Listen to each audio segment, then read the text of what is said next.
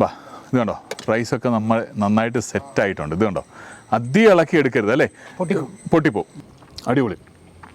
നെയ്യ് ഒരു സ്വല്പം കൂടെ ഇടായിരുന്നു, പക്ഷേ എന്നാലും ടേസ്റ്റ് അടിപൊളിയാണ് കേട്ടോ. ഭയങ്കര എരിവൊന്നുമില്ല. എരിവുണ്ട്, ചെറിയ തോതിൽ എരിവുണ്ട്. അമ്പൂർ ബിരിയാണിക്ക് ഒരു സ്വല്പം എരിവ് വേണം.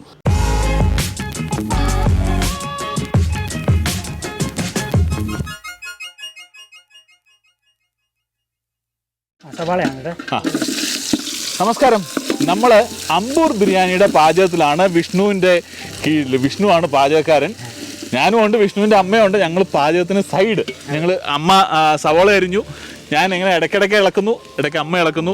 തീ കത്തിച്ചതൊക്കെ അമ്മയാണ്. തീയൊക്കെ കത്തിച്ച് തന്നു, കർപ്പൂരമൊക്കെ വെച്ച്. ചിരട്ടയിൽ തീ കത്തിച്ച് ഇങ്ങനെ പതുക്കെ ചെമ്പ് വെച്ച് ഒരു സ്വല്പം വെളിച്ചെണ്ണ ഒഴിച്ച്, വെളിച്ചെണ്ണയല്ലേ അമ്മ ഒഴിച്ച്? സ്വല്പം വെളിച്ചെണ്ണ ഒഴിച്ച് അതിൻ്റെ കൂടെ തന്നെ കറുവാപ്പട്ട, തക്കോലം, അതേപോലെ തന്നെ ഗ്രാമ്പു ഇതൊക്കെ ചേർത്ത് അതിൻ്റെ മുകളിൽ അരിഞ്ഞു വെച്ചിരുന്ന സവോള ഇട്ടിട്ടുണ്ട്. അതിനി വരുന്നതിന് ശേഷം അരി ഒന്ന് ചെറുതായിട്ട് വേവിച്ച് ചിക്കനൊക്കെ ഇതിൻ്റെ കൂടെ കൂട്ടി നമുക്ക് ചെയ്യേണ്ടതാണ്. പതുക്കെ ചെയ്തു പോകാം, ഓരോന്നും കണ്ടുപോകാം. പെട്ടെന്ന് വഴലാൻ വേണ്ടി ഉപ്പ് ആകുമ്പോഴത്തേക്ക് ഈ സാധനം ഡ്രൈ ആവും. പെട്ടെന്ന് അതെ വെള്ളം മുഴുവൻ പറ്റി. അതെ, ആവശ്യത്തിന് മതി. അത് കഴിഞ്ഞ് നമുക്ക് വേണമെങ്കിൽ ഇടാലോ. അതെ. അപ്പോൾ കുറച്ച് ഉപ്പൂടി ഇട്ടിട്ടുണ്ട് പെട്ടെന്ന് വഴന്ന് കിട്ടാനായിട്ട്. ഒന്നുകൂടെ ഒന്ന് തീ കത്തിക്കണം. ഇനിയിപ്പം ആ കാര്യങ്ങളിലേക്കൊക്കെ പോകാം. ഞാൻ മുമ്പേ നിന്നോണ്ട് ഇളക്കിയെന്ന് വെച്ചാൽ അന്നേരം തീ ആളി കത്തുമായിരുന്നു ഇതിലെ ഇപ്പുറത്തൂടെ. അതുകൊണ്ട് അന്നേരം നിന്നോണ്ട് തന്നെ അങ്ങ് ഇളക്കി. അതേപോലെ തന്നെ മാസ്ക് ഇട്ടിട്ടില്ല. നമ്മുടെ വിഷ്ണുവിൻ്റെ വീട്ടിലാണ്, ഇവിടെ ഇരുന്നാണ് കഴിക്കാൻ പോകുന്നത്. അതുകൊണ്ടാണ് മാസ്ക് ഇടാത്തത്. അത് മാത്രമല്ല, നമ്മൾ പാചകം ചെയ്യുമ്പോഴത്തേനെ മാസ്ക് ഇട്ടുകൊണ്ട് ഇച്ചിരി ബുദ്ധിമുട്ടാണ്. നമ്മളൊക്കെ സ്ഥിരം പാചകം ചെയ്യുന്ന ആൾക്കാരല്ലല്ലോ. അങ്ങനെ റെസ്റ്റോറൻറ്റിലൊക്കെ സ്ഥിരം പാചകം ചെയ്യുന്നവർക്ക് നല്ല പരിചയമാണ്, എന്നാലും അവർക്കാണെങ്കിലും അത് ബുദ്ധിമുട്ടാണ്. അപ്പോൾ ഇപ്പോൾ എന്തായാലും ഇവരുടെ കൂടെ ഇരുന്ന് കഴിക്കുന്നതാണ്. അതുകൊണ്ട് നമ്മുടെ വീട്ടിലെ ആൾക്കാരൊക്കെ തന്നെയാണ്. അതുകൊണ്ടാണ് മാസ്ക് ഇടാഞ്ഞത് കേട്ടോ. അത് ഞാനതിനൊരു എക്സ്ക്യൂസ് പറയുകയോ അത് നല്ലതാണെന്നോ പറയുകയല്ല, ഞാൻ പറഞ്ഞതേ ഉള്ളൂ. അതെ, പകുതി സവോളയെ നമ്മൾ ചേർത്തിട്ടുള്ളൂ അല്ലേ. വിഷ്ണുവിന് സവോളയെക്കുറിച്ച് പറയാനുണ്ട്, അമ്പൂർ ബിരിയാണിയെക്കുറിച്ച് പറയാനുണ്ട്. വിഷ്ണു പറഞ്ഞു. ഈ പകുതി സവാള നല്ലതായിട്ട് ബ്രൗൺ ആവണം. ഈ ബാക്കി സവാള ചിക്കനകത്ത് വേവണ്ടേ. അപ്പം ഈ സവാളയുടെയും ആ സവാളയുടെയും ടേസ്റ്റാണ് അമ്പൂർ ബിരിയാണിക്കകത്ത് മുന്നിൽ നിൽക്കേണ്ടത്. സവാള ടേസ്റ്റാണ് മുന്നിൽ നിൽക്കേണ്ടത് ശരിക്കും. ഓക്കെ, അതാണ് വിഷ്ണുവിൻ്റെ അഭിപ്രായം. അമ്പൂർ ബിരിയാണിക്ക് നല്ല സവോളയുടെ രുചി ഉണ്ടാവണം. സവോള ഇഷ്ടം പോലെ ഉണ്ടെങ്കിൽ അത്രയും നല്ലത് അല്ലേ.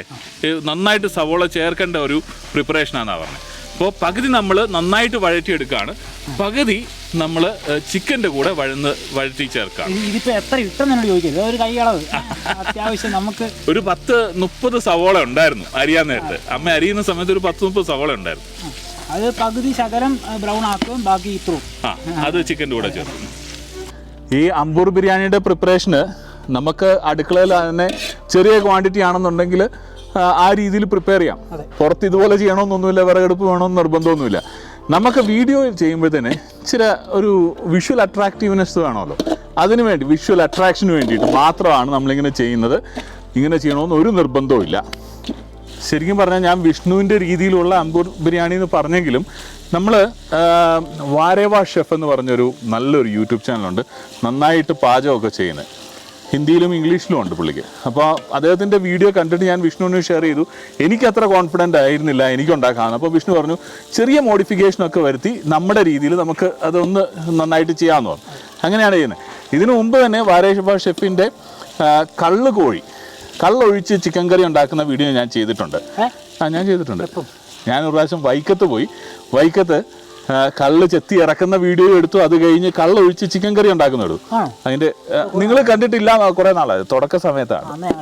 നീ കണ്ടിട്ടില്ല. അപ്പൊ നിങ്ങൾ ചിലരും കണ്ടിട്ടുണ്ടാവില്ല. അതിന്റെ ലിങ്ക് താഴെ ഡിസ്ക്രിപ്ഷനിൽ കൊടുക്കാം, നോക്കിയാൽ മതി കേട്ടോ. നല്ല രുചിയായിരുന്നു, അടിപൊളി രുചിയായിരുന്നു. കള്ളിനകത്ത് ഒഴിച്ചാണ്. കള്ള് കുടിക്കുക ഒഴിക്കുക, അതാണ് അതിന്റെ പരിപാടി. ഇത് നമുക്ക് ഏകദേശം വഴന്നു വന്നിട്ടുണ്ട്. ഒരുമാതിരി നല്ല ബ്രൗൺ കളറായി. ഇനിയിപ്പം കുറച്ച് നേരം കൂടി ഇരുന്നാൽ കുറച്ചുകൂടെ നല്ല ബ്രൗൺ കളറാവും. അത്രയും വേണമെങ്കിൽ നിങ്ങൾക്ക് വെക്കാം. പക്ഷേ ഞങ്ങളിപ്പോൾ അടുത്തതിലേക്ക് പോകണം. ഇതെന്താ? ഇത് ഇഞ്ചിയും വെളുത്തുള്ളിയും പേസ്റ്റ്. ഇവിടെ വീട്ടിലരച്ച സാധാരണ ഇഞ്ചിയും വെളുത്തുള്ളിയാണ്. വീട്ടിലരച്ചത്, വാങ്ങിയ ഇഞ്ചിയും വെളുത്തുള്ളി പേസ്റ്റ് അല്ല, വീട്ടിലരച്ച ഇഞ്ചിയും വെളുത്തുള്ളി പേസ്റ്റ്. അതേപോലെ തന്നെ തക്കാളി തീർത്തും കുനുകുനാന്ന് അരിഞ്ഞതല്ല, എന്നാൽ ഒരു ഇടത്തരം കട്ടെന്ന് വേണേൽ പറയാം. അതും കൂടെ ചേർക്കുക. 5-6 തക്കാളി.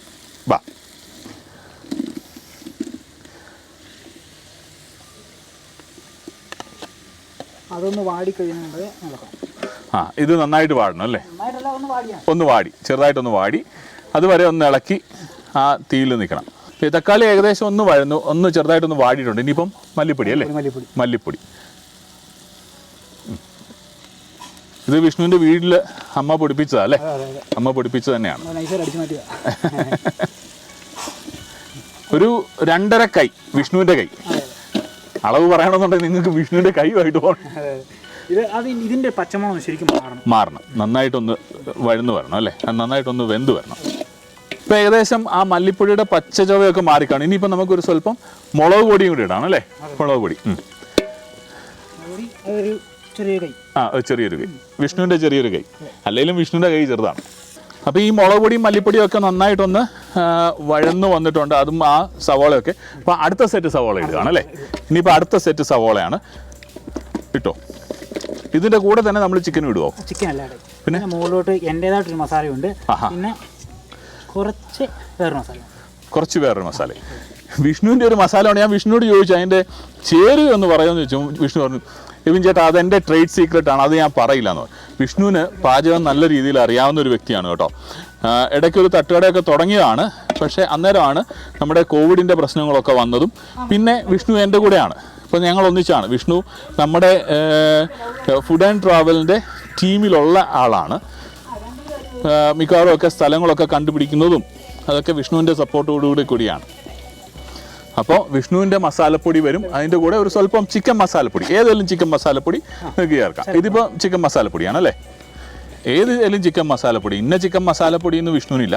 ഏതെങ്കിലും ഒരു ചിക്കൻ മസാലപ്പൊടി നമുക്കൊരു സ്വല്പം ഒരു 3-4 നുള്ള് അത്രേ ഉള്ളൂ. 4 അല്ലെങ്കിൽ ഒരു 5 നുള്ള്. അത് വിഷ്ണുവിൻ്റെ മസാലയാണ് അല്ലേ? ഇത് വിഷ്ണുവിൻ്റെ സീക്രട്ട് മസാല. സീക്രട്ട് ഒന്നുമല്ല, 2-3 ഐറ്റംസ് സീക്രട്ട്. 2-3 ഐറ്റംസ്. അത് എന്തൊക്കെയുണ്ട്? കുരുമുളക്, മല്ലിപ്പൊടി, മുളക് പൊടി, അതെല്ലാം ഉണ്ട്. അത് കൂടാതെ 2-3 സീക്രട്ട് ഐറ്റം. ശകലം മല്ലിയില, ശകലം പുതിനയില. ആ, കുറച്ച് മല്ലിയില, കുറച്ച് പുതിനയില. ബാക്കി നമുക്ക് ഗാർണിഷ് ചെയ്യാൻ വേണ്ടി ദം പിടിക്കുമ്പോഴത്തേക്ക് ലെയർ ഇടുമ്പോഴത്തേക്ക് നമുക്ക് ഇടാം. ഓക്കെ. ഇനിയിപ്പോൾ നമ്മൾ കഴുകി വെച്ചിരുന്ന ചിക്കൻ കഷ്ണങ്ങൾ, ഇത് 2 കോഴിയാണല്ലേ? 2 കോഴി ചിക്കൻ കഷ്ണങ്ങൾ അതിടുക.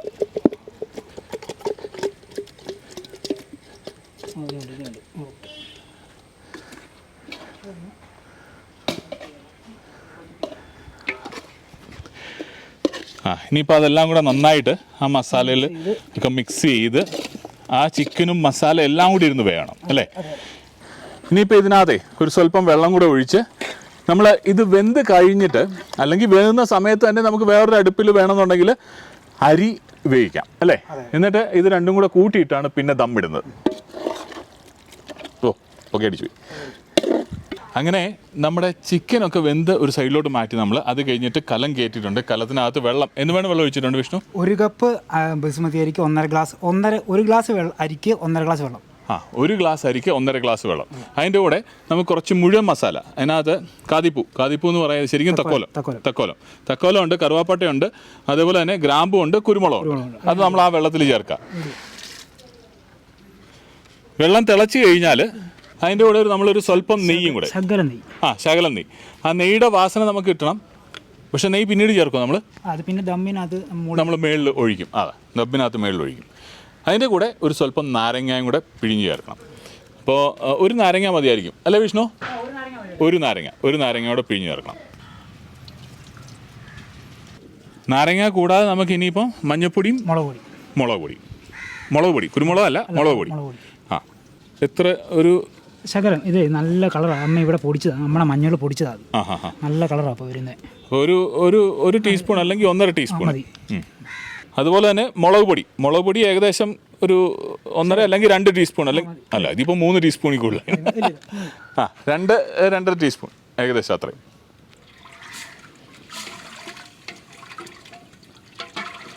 ഉപ്പ് ആവശ്യത്തിന് ചേർക്കണം കേട്ടോ. ഉപ്പ് ചേർക്കുന്ന കാര്യം ഞാൻ നേരത്തെ പറഞ്ഞു, വിഷ്ണു പറഞ്ഞായിരുന്നു, നമ്മൾ പറഞ്ഞതായിട്ട് ഓർക്കുന്നില്ല. എന്തായാലും ഉപ്പ് ചേർക്കണം, ആവശ്യത്തിന് ഉപ്പ് ചേർക്കുക. ഉപ്പ് ബിരിയാണിക്കുണ്ടല്ലോ, ഉപ്പ് ഒരു സ്വല്പം മുൻപന്തിയിൽ നിന്നാലേ പിന്നീട് അതിൻ്റെ ആ ടേസ്റ്റ് വരത്തുള്ളൂ അല്ലേ? അങ്ങനെ ഈ വെള്ളവും മസാല എല്ലാം കൂടെ നന്നായിട്ടൊന്ന് തിളച്ച് കഴിഞ്ഞാണല്ലോ, അരി കുതിർത്ത് വെച്ചിട്ടുണ്ടായിരുന്നു, അതിടുകയാണ്. ഇത് ഇന്ത്യ ഗേറ്റിന് ടിബർന്ന് ആ നല്ല ലോങ് ഗ്രെയിൻ റൈസ് ആണ് അല്ലേ? പക്ഷേ സ്മോൾ ഗ്രെയിൻ റൈസ് ആണ് ശരിക്കും പറഞ്ഞാൽ അമ്പൂർ ബിരിയാണിക്ക് ഉപയോഗിക്കുന്നത്. ഇതിപ്പോൾ നമ്മളിപ്പോൾ ലോങ് ഗ്രെയിൻ റൈസ് ആണ്. ഞാൻ പറഞ്ഞില്ലേ ചെറിയ മോഡിഫിക്കേഷൻസ് അത് നമ്മുടെ സൗകര്യത്തിന് ഒത്തങ്ങ് മാറ്റിയെന്നേ ഉള്ളൂ. ഇട്ടോ നിങ്ങൾക്ക് സ്മോൾ ഗ്രെയിൻ റൈസ് വേണമെന്നുണ്ടെങ്കിൽ നമ്മുടെ ജീരകശാല അരി ഉപയോഗിക്കാം. ഇതിപ്പം വിഷ്ണുവിനൊരു താല്പര്യം ഇങ്ങനെയാണ്. അങ്ങനെ വിഷ്ണുവിന്റെ താല്പര്യമാണ് നമ്മുടെ അത് ശരിക്കും നോക്കിയില്ലേ ശരിയാകും. ഇതാകുമ്പോഴത്തേക്ക് വലിയ പ്രശ്നം വരത്തില്ല. അപ്പോൾ അതൊരു പ്രധാന കാര്യമാണ്, അതൊരു ടിപ്പാണ്. അപ്പോൾ അത് നിങ്ങൾ മറക്കണ്ട. ജീരകശാലയാണെന്നുണ്ടെങ്കിൽ വേവ് നിങ്ങൾക്ക് കറക്റ്റായിട്ടൊക്കെ അറിയാവുന്നുള്ളവരാണെന്നുണ്ടെങ്കിൽ നിങ്ങൾക്ക് ചെയ്യാം. ഞങ്ങൾ ആരും പ്രൊഫഷണൽ ഷെഫ്സ് അല്ല. പക്ഷേ വിഷ്ണു അത് കേട്ടോ. അല്ല പ്രൊഫഷണൽ എനിക്ക് താല്പര്യം. അതെ, എനിക്ക് സർട്ടിഫിക്കറ്റ് ഒന്നുമില്ല. ഈ പാചകത്തിൽ സർട്ടിഫിക്കറ്റിനകത്തല്ല ശരിക്കും പറഞ്ഞ കാര്യം. പണ്ടേ ആൾക്കാർ നമ്മുടെ അമ്മമാർക്ക് ആരാ സർട്ടിഫിക്കറ്റ് കൊടുത്തിരിക്കുന്നത് അല്ലേ? ഒരു നല്ല ഒന്നാന്തരമായിട്ട് നമുക്ക് പാചകം ചെയ്ത് തരും. നമ്മൾ മനസ്സും വയറും നിറച്ച് അല്ലേ ഇളക്കണം. അപ്പോൾ അവർക്ക് ആരെങ്കിലും സർട്ടിഫിക്കറ്റ് കൊടുത്താണോ? അമ്മമാരുണ്ടാക്കുന്നിടത്തോളം രുചിയുള്ള സാധനം നമുക്ക് ആരാ ഉണ്ടാക്കി തരിക? അതുപോലെ തന്നെ നമ്മൾ ഫുഡിൻ്റെ വ്ളോഗ്സ് ചെയ്യുന്നതും നമ്മൾ റിവ്യൂ അല്ല ചെയ്യുന്നത്, ഫുഡ് വ്ളോഗാണ്. ഇതിൻ്റെ നമ്മൾ അറിവില്ല. പല സ്ഥലത്തുമൊക്കെ പോകുന്ന ഇപ്പോൾ നമ്മൾ മംഗലാപുരത്തൊക്കെ പോയി വീഡിയോ ചെയ്തു. അതേപോലെ തന്നെ മംഗലാപുരത്ത് അത്രയും നല്ല രുചികളുണ്ടെന്ന് ഞങ്ങൾ അറിഞ്ഞുകൊണ്ടേ അല്ല പോയത്. അവിടെ ചെന്നപ്പോൾ ഭയങ്കര സന്തോഷമായി. അതേപോലെ തന്നെ ഉടുപ്പിയിൽ അവിടെ ചെന്ന് കഴിഞ്ഞിട്ടാണ് ആ അമ്പലത്തിൽ ഇതുപോലെ നമുക്ക് ഊണ് കഴിക്കാനായിട്ടുള്ള ഭക്ഷണം കഴിക്കാനായിട്ടുള്ള ഒരവസരം ഉണ്ടെന്നൊക്കെ അറിയുന്നത്. കൃഷ്ണമഠത്തിൽ അത് തന്നെ. അപ്പോൾ നമ്മൾ പലതും പോകുന്നതും യാത്ര ചെയ്യുന്ന വഴിയും ഒക്കെയാണ് അറിയുക. അങ്ങനെ തന്നെ ഇത്രയേ ഉള്ളൂ. അപ്പോൾ നമ്മൾ വെന്തിട്ടുണ്ടല്ലേ ഏകദേശം? ഏകദേശം വെന്ത്. ഇനി ബാക്കി വേവെന്ന് പറയുന്നത് ദമ്മാക്കുമ്പോൾ ഇരുന്ന് വേവുക എന്നുള്ള. മുളക് പൊടി ചേർത്താണ്. കാരണം എന്ന് വെച്ചാൽ ഇതിന് ഇച്ചിരി എരിവുള്ള ഭാഗമാണ്, എരിവുള്ള ബിരിയാണിയാണ്, ഇച്ചിരി സ്പൈസി ആയിട്ടുള്ളത്. അത് സ്പൈസ് നിങ്ങൾക്ക് കൂടുതൽ വേണമെന്നുണ്ടെങ്കിൽ കൂടുതൽ ചേർക്കാം, കുറവ് വേണമെന്നുണ്ടെങ്കിൽ കുറവ് ചേർക്കാം. അത് നിങ്ങളുടെ ഇഷ്ടം പോലെ അല്ലേ? ഇനിയിപ്പോൾ ചിക്കൻ്റെ കൂടെ മിക്സ് ചെയ്ത് ദമ്മാക്കല്ലേ?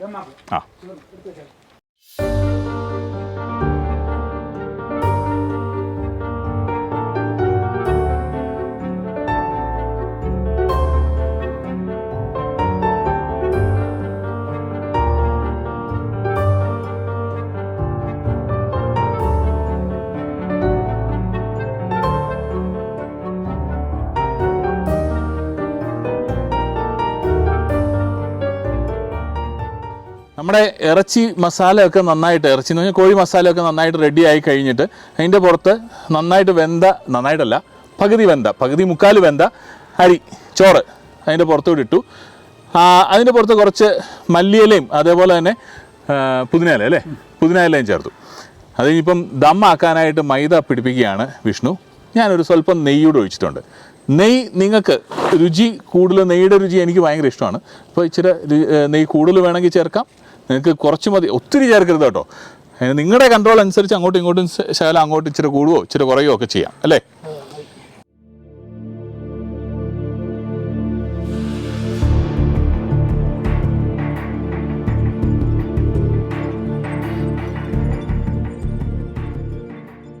ഇനിയിപ്പം ദമ്മാക്കാം അല്ലേ? പിന്നല്ല അത് സെറ്റായിട്ടുണ്ടെന്ന് തോന്നുന്നു അല്ലേ?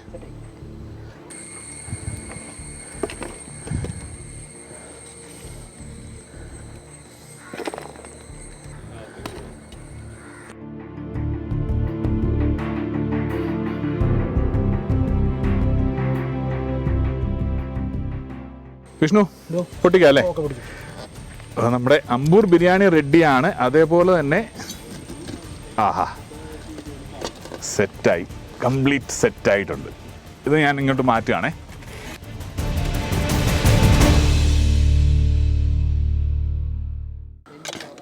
ഇത് കണ്ടോ, റൈസൊക്കെ നമ്മൾ നന്നായിട്ട് സെറ്റായിട്ടുണ്ട്. ഇത് കണ്ടോ, അധികം ഇളക്കി എടുക്കരുത് അല്ലേ, പൊട്ടിപ്പോവും. അതുകൊണ്ട് ഞാൻ വിഷ്ണുവിൻ്റെ തന്നെ കൊടുക്കാം. വിഷ്ണു തന്നെ വിളമ്പുന്നതും എടുക്കുന്നതുമാണ് നല്ലത്. നല്ല വാസന കേട്ടോ, നല്ല അടിപൊളി വാസന. വേണ്ടേ ചിക്കൻ പീസ്, ഒരു ചിക്കൻ പീസും കുറച്ച് മസാലയും അതിൻ്റെ ചോറും, ഇച്ചിരി ചോറും കൂടെ മേളി അല്ലേ, അങ്ങനല്ലേ?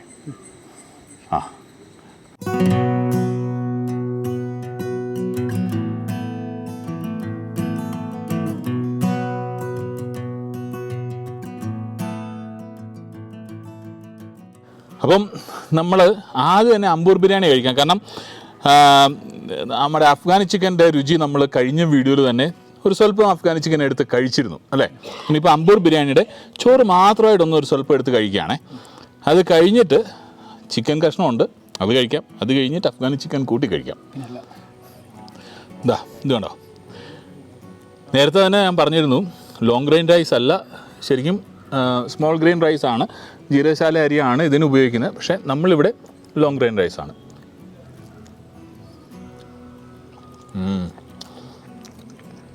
അടിപൊളി. നെയ്യ് ഒരു സ്വല്പം കൂടെ ഇടായിരുന്നു, പക്ഷേ എന്നാലും ടേസ്റ്റ് അടിപൊളിയാണ് കേട്ടോ. ഭയങ്കര എരിവൊന്നുമില്ല. എരിവുണ്ട്, ചെറിയ തോതിൽ എരിവുണ്ട്. അമ്പൂർ ബിരിയാണിക്ക് ഒരു സ്വല്പം എരിവ് വേണം. എരിവുണ്ട്, മസാലയുടെ നല്ല രുചിയുണ്ട്. നാവിൽ വെച്ച അലന്നു പോകുന്ന ബിരിയാണി, നെയ്യുടെ രുചിയുള്ള വിഷ്ണു തകർത്തു. ദേ ഇനിയിപ്പോ അവസരമില്ലെന്നാണ് വിഷ്ണു പറയുന്നത്. നല്ല നല്ല റോളുകൾ ഇത് കണ്ടോ, ചിക്കൻ, ഒരു ചിക്കൻ കഷ്ണം നമ്മളിങ്ങനെ നന്നായിട്ട് വെന്ത ചിക്കൻ, ഇത് കണ്ടോ, അടന്നടന്ന് വരുന്ന ചിക്കൻ, അതും റൈസും കൂടെ കൂട്ടി ഇതുപോലെ ഇങ്ങനെ എടുക്കുക. നല്ല സോഫ്റ്റ് ആയിട്ടുള്ള റൈസും സോഫ്റ്റ് ആയിട്ടുള്ള ചിക്കനും അതേപോലെ മസാലയും എല്ലാം കൂടെ കൂട്ടി ഒന്ന്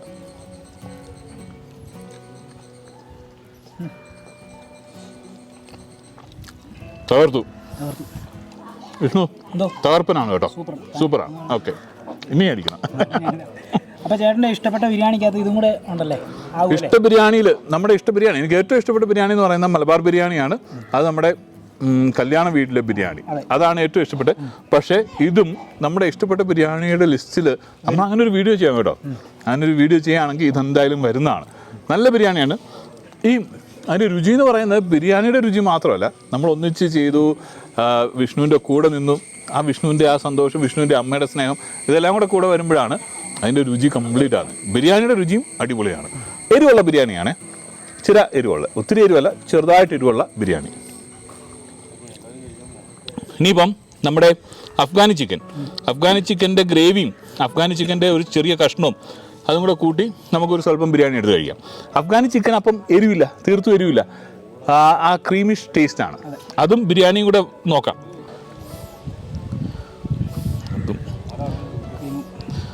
ചിക്കൻ കഷ്ണവും ക്രീമും അതേപോലെ തന്നെ അമ്പൂർ ബിരിയാണി അതിങ്ങനെ കൂട്ടി ഒന്ന് പിടിച്ചിട്ടേ ഇങ്ങനെ അടിപൊളിയാണ് കേട്ടോ. ഇത് കൊള്ളാം കേട്ടോ, ആണല്ലോ. ബിരിയാണിയുടെ എരിവും അതുപോലെ തന്നെ അമ്പൂർ നമ്മുടെ ഇതെന്താ അഫ്ഗാനി ചിക്കൻ്റെ ക്രീമി ടേസ്റ്റും കൂടി വന്നിട്ട് ഒരു പ്രത്യേക രുചി, അടിപൊളി, പുതിയ ടേസ്റ്റ്. എന്തായാലും അമ്പൂർ ബിരിയാണിയുടെ പ്രിപ്പറേഷനും അതേപോലെ തന്നെ അഫ്ഗാനി ചിക്കൻ്റെ രുചിയും അമ്പൂർ ബിരിയാണിയുടെ രുചിയും ഒക്കെ ആയിട്ട് നമുക്ക് ഈ വീഡിയോ ഇവിടെ നിർത്താം അല്ലേ വിഷ്ണു? അടുത്ത വീഡിയോ ഉടനെ ഉണ്ടാവും. നിങ്ങൾ ഞങ്ങളുടെ കൂടെ ഉണ്ടാവണം, എന്നും ഉണ്ടാവണം. ചിരി വേണം, സന്തോഷമായിട്ട് വേണം ജീവിക്കാനായിട്ട്. അപ്പം തൽക്കാലത്തേക്കിന് ബൈ.